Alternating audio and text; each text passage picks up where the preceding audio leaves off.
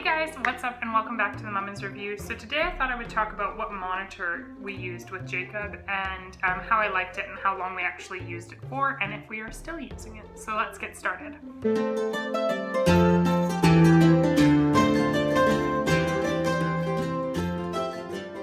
So I did a little bit of research on different monitors that I wanted, and I knew one right out of the gate that I did not want a video monitor. I know that that's popular right now and people really like them, but I had heard a few stories about people having their monitors hacked and people being able to watch the video of the baby while they're sleeping or watch, throughout the day and things like that. And that really just freaked me out enough to say, nope, we're not getting video. So we opted for no video monitor. I wish I kind of had video. It would be nice to see, what he's doing, and especially when I was sleep training, if he's laying down or if he's standing up and things like that, instead of having to always go into his room.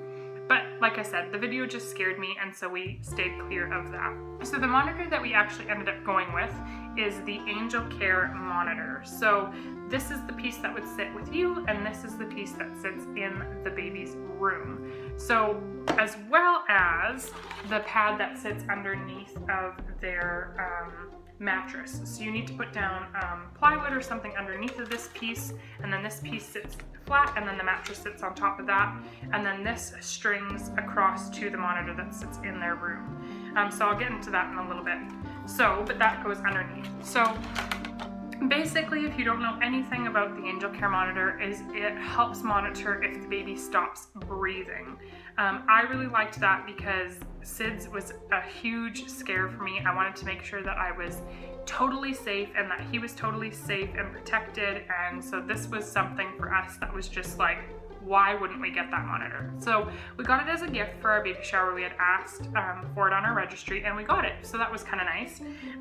But I will say there are a lot of things I do not like about this monitor. So I'm going to go over some of the features first, and then I'll get into some of the things that I like and don't like. So like I said, this is the unit that sits in the baby's room. So you have a few dials on the one side and a few dials on the other.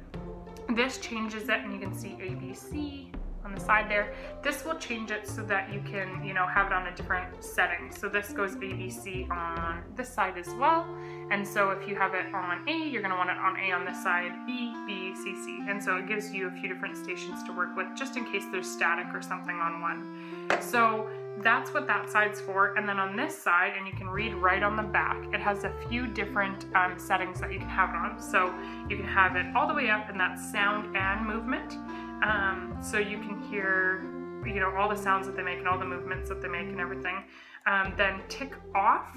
The tick off is, it beeps. I don't know why it does that. I can't honestly tell you why it has the tick off, but I don't like it. Anyway, it beeps.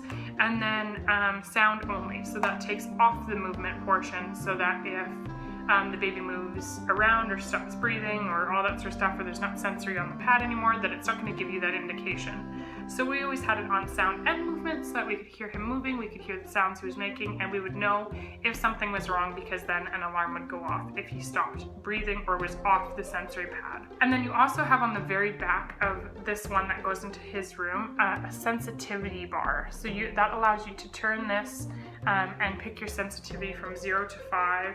I found that it is very sensitive, so you've got to kind of play with it and figure out what your sensitivity, what kind of sensitivity you want with it. And then it has the jacks, the plugins for, giving it power, and also plugging it into the station that goes underneath, the pad that goes underneath.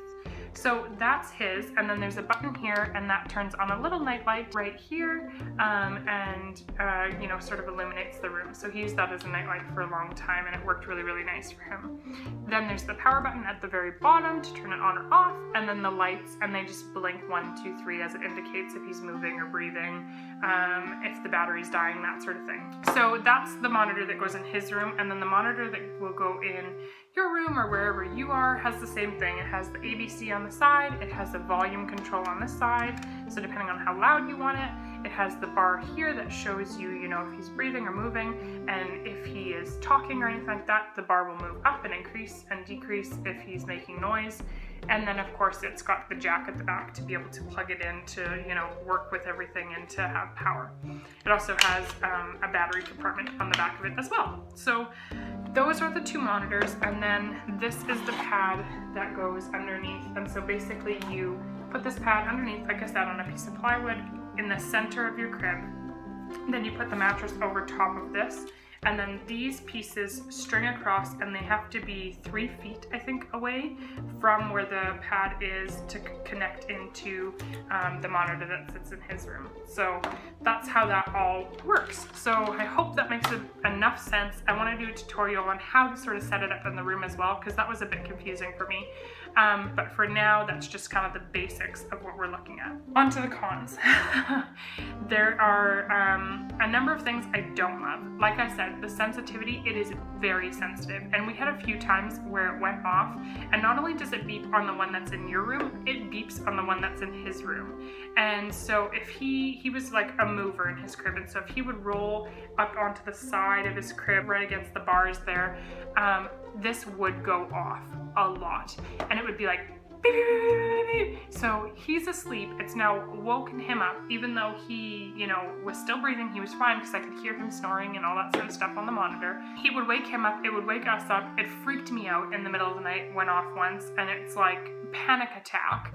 And so you're trying to, you know, turn it down and not wake him up. And so now he's screaming, and at that point we were dealing with a baby who was really gassy, and so when he slept, you really needed to make sure that he was getting a solid sleep, and so it was very frustrating. The sensitivity was something that was very frustrating, and it's hard to figure out what sensitivity you want, because until it goes off or doesn't go off for you, you kind of don't really know. It's kind of trial and error and playing around with it to see what really works.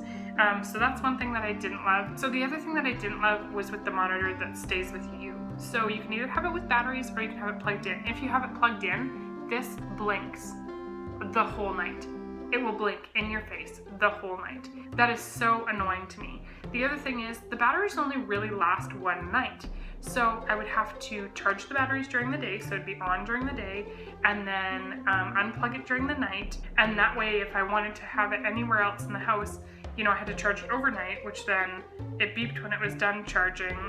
It was just really annoying. Like I found that like it makes way too much noises. Like it just needs to make a few noises, and it brings off too much light. Like this also blinked in his room. There was a light there that blinked in his room constantly to make sure that he was moving. I didn't think it needed to blink in his room. So if you didn't have the light on, the night light on, it was like, you know, in his face blinking.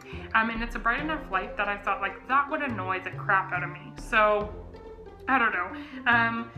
Those are some things that are just kind of little flaw features, I think, about the actual product. The sound and everything was really, really good, and for the most part, I think it worked well.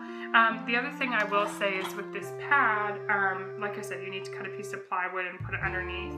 I feel like it should come with something that you can put underneath of it. And then these things were kind of annoying because you have to string them across the floor or across the ceiling or across the wall or wherever to get them 3 feet away to plug into this thing. Well, that's a hard thing to do in a baby room because you don't want, when they're crawling around, them to play with this. So the way that we had to rig it up so that he wasn't touching any cords was slightly annoying. We were able to figure out a way to do it, but like I said, it's just little annoyances about it that I didn't love. Now I will say the pros that I have about it is that it did go off. I'm happy that, you know, once he was rolled off of the pad, I'd rather it go off and wake us all up and be kind of annoying than it not go off if we needed it to. So that was something that was really nice and a feature that I thought like, okay, it might be annoying, but it's mandatory. So I liked that. I like that you can use it with the batteries or without the batteries. That was really, really nice. And I like how like little and compact it is all together. It doesn't take up a ton of room. I like that it has the night light and all of those features on it. I like that, you know, if one of the sound waves isn't working, like if one of the stations isn't working, you can change it. That's all awesome. But I've stopped using it. We are not using it, and we haven't used it for about 6 months since my son's been able to really move around in the crib because it was going off like crazy, even with the sensitivity turned right down. So I felt like it wasn't doing what we needed it to do. Plus, my son is so close to us, like he's only a room, you know, over from us, and so even with his door shut, we can hear him crying in the night. And so I know that I can get up and help him and all that sort of stuff. And I wasn't worried about him suffocating and, you know, anything in his bed anymore, because he can move around, move his head, all that sort of stuff. So anyway, guys, it's a lot of information. That's the Angelcare monitor. Loved it and didn't love it all at the same time. It's kind of personal preference. Go ahead and check it out if it's something that you're interested in. I'll have everything linked down below so you can go and see and, you know, figure out if it's something that you like or not. Anyway, guys, that's it for now. Go ahead and give this video a thumbs up if you enjoyed it. Comment down below and let me know if you want to see me do the tutorial, because I would love to do that for you guys if you would like that. And go ahead and hit that subscribe button if you haven't already and follow along. Anyway, guys, thanks so much for watching. Hope you have a great day. Bye.